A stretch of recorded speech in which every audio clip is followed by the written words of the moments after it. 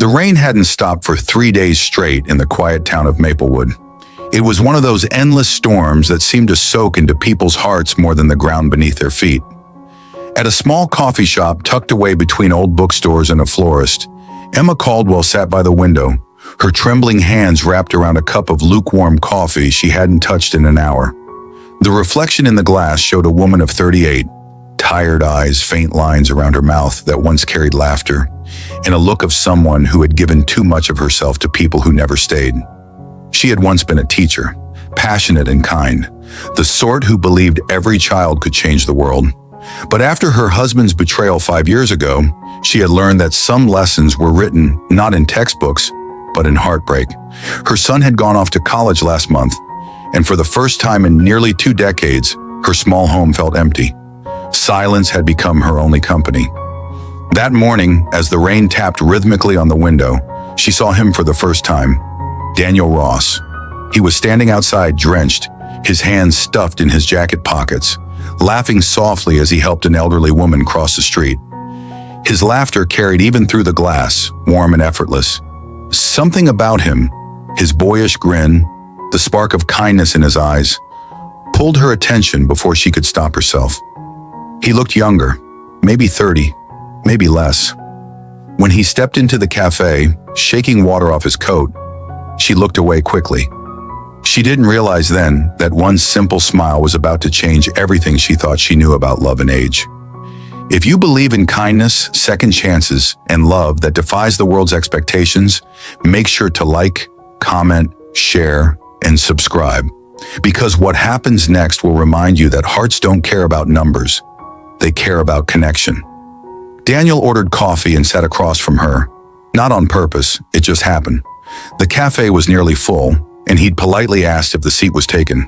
She nodded, hesitant, trying not to notice how his presence seemed to warm the cold around her.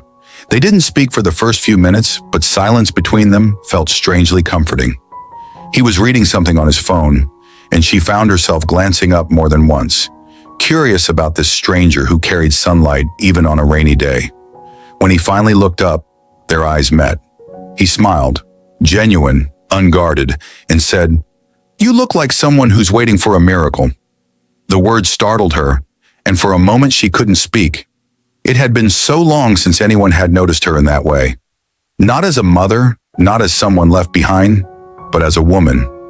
She managed a small laugh, saying she'd stopped believing in miracles years ago. He just smiled, as if he didn't believe her. Days turned into weeks, and soon Emma realized that Daniel had become a quiet presence in her routine. Every morning around the same time, they'd end up at that same cafe. Sometimes they talked about books, about music, about little things that didn't matter but somehow did. She learned that Daniel was a freelance photographer who traveled often, capturing stories of people who lived simple but extraordinary lives. He had a way of seeing beauty where others saw nothing, and though he never said it outright, she could tell he saw something in her too. Emma tried to ignore the flutter in her chest whenever he laughed. She reminded herself he was younger, that his world was wide and new, while hers was smaller and worn. She had responsibilities, scars, memories, things that didn't belong in a young man's future. But Daniel's attention didn't fade. Instead, it deepened. He'd tell her she looked beautiful when she hadn't even combed her hair. He'd listen to her stories about teaching as if they were poetry. And slowly, against all logic, Emma began to feel alive again. One evening, as the town's Christmas lights flickered across wet streets, Daniel invited her to a small gallery where his photographs were on display. She hesitated, but curiosity won. The photos were breathtaking. Children smiling in remote villages, old couples holding hands, sunsets that looked like they'd been painted by God himself. But one picture stopped her heart. It was of her, sitting by the cafe window, lost in thought, rain streaking down the glass. Daniel stood behind her quietly. "You look like someone remembering how to dream," he said softly. She turned, unable to hide the tremor in her voice. "You shouldn't have taken that," but he just smiled. "I couldn't help it. You were the only real thing in that room." That night when he walked her home, she felt something she hadn't in years, a warmth that wasn't just comfort, but hope. At her doorstep, he looked at her for a long time, as if memorizing her face. "You know I'm older than you," she said suddenly, her voice breaking the tender silence. She meant it as a warning, a wall to protect herself. He didn't flinch. Instead, he smiled with that gentle confidence that had always disarmed her. "My heart doesn't count years," he whispered. "It just knows when it's home." Emma felt her world tilt. She wanted to tell him it couldn't work, that love didn't erase years or expectations, but his sincerity made it impossible to speak.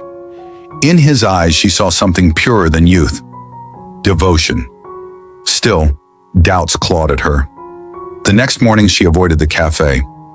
Days passed. Daniel sent her photos, little glimpses of beauty from his travels, but she didn't reply. She told herself it was for his sake, that she didn't want to become a regret in his story. But loneliness has a way of finding cracks in the strongest walls. One rainy night, there was a knock on her door.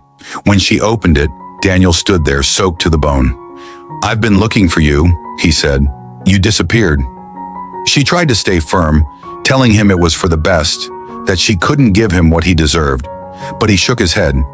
"You don't get to decide what I deserve.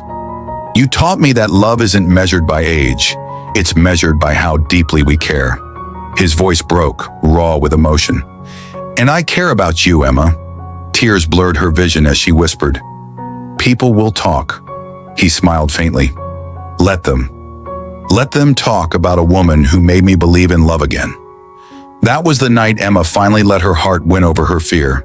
They stood under the rain, the world fading into the sound of thunder and heartbeat. When Daniel kissed her, it wasn't the reckless passion of youth. It was the quiet promise of someone who had found something worth keeping. Months passed, and slowly the whispers died. People saw them together, at the farmer's market, at the lake, sometimes walking hand in hand through the streets of Maplewood. The town learned to accept what Emma had finally learned to believe, that love doesn't come with a timestamp. One afternoon, Emma stood by the lake as Daniel set up his camera for another project. The sunlight caught in her hair, and for the first time in years, she felt beautiful without trying. Daniel glanced at her, his eyes soft. "You still think I'm too young for you?" She smiled, brushing a strand of hair behind her ear. "No, I think I was too afraid to see what was right in front of me." They built a life together, slow and steady. There were challenges, there always are, but the foundation of their love was stronger than doubt. He supported her when she went back to teaching. She cheered him on when his photography gained recognition. They didn't chase grand gestures. They found joy in everyday kindness, in the small miracles that others overlooked. Years later, when Emma turned 45, Daniel surprised her with a small exhibition dedicated entirely to her. The title read, "The Woman Who Made Me See Time Differently." Visitors wandered through the gallery, gazing at portraits of her, laughing, thinking, living. But for Daniel, those weren't just photos. They were proof that love had rewritten his story.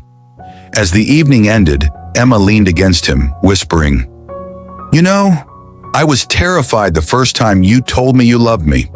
He chuckled softly. "And now?"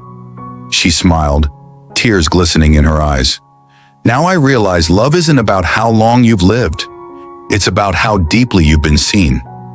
The rain started again outside, soft and steady, the same kind that had brought them together years ago. Daniel took her hand, kissed her knuckles gently and said, "Then I guess I'll spend the rest of my life seeing you."